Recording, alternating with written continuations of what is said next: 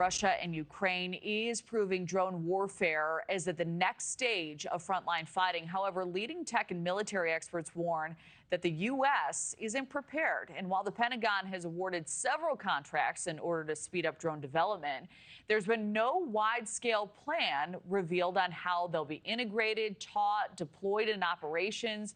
Retired Air Force Brigadier General John Teichert joins us this morning to weigh in. So, General, wonderful to have you as always.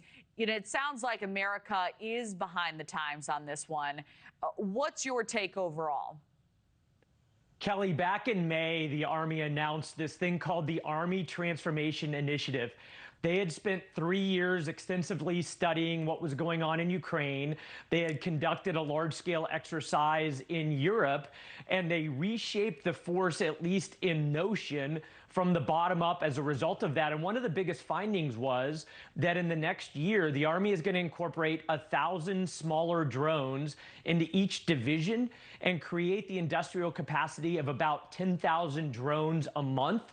The challenge is, how do you incorporate those into tactics, techniques, and procedures? I think the Army has a plan for that based on those exercises and findings. But really, the biggest challenges exist in how do you acquire and procure those drones, and how do you create the industrial capacity within the United States using U.S. and allied parts in order to create 10,000 small drones a month for the United States Army? Yeah, and those are important questions to answer, critical, really. You know, how much does this gap expose us to threats? Do you believe it does?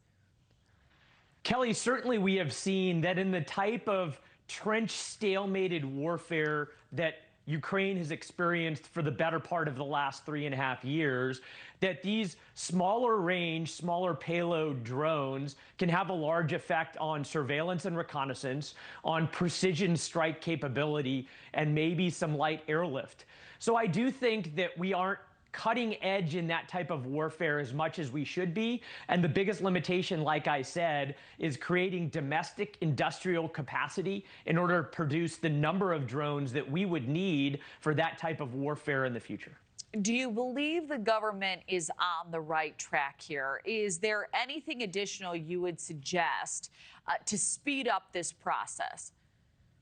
Kelly, the biggest things that we need are breaking down some regulatory barriers that exist in big bureaucracies, and then streamlining the acquisition and procurement process, and then finding ways to convince American companies to produce these drones. Normally, when there's a requirement and money behind that requirement, then you'll see American companies fill the gap. But there are components to the drones that currently are being produced in America that are still being produced in places like China, and we need the entire supply chain to be indigenous to the United States. Otherwise, we face severe challenges of that supply chain being cut off by an adversary. Oh, right, especially in times of crisis. So when we do consider drones, it's a fascinating topic, how, you know, the landscape is changing now militarily.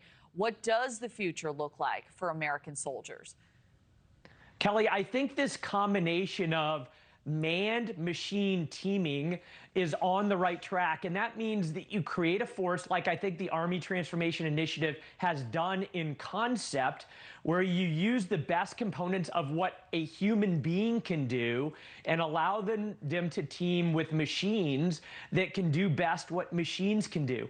And if we find the right mix of capabilities, concepts of operations, and then tactics, techniques, and procedures that incorporate that manned machine teaming, then now we have a force for the future going forward that will sustain us to meet our American objectives. Thank you for watching. Subscribe below and download our NewsNation app right now on your phone, and you will get fact-based, unbiased news for all Americans.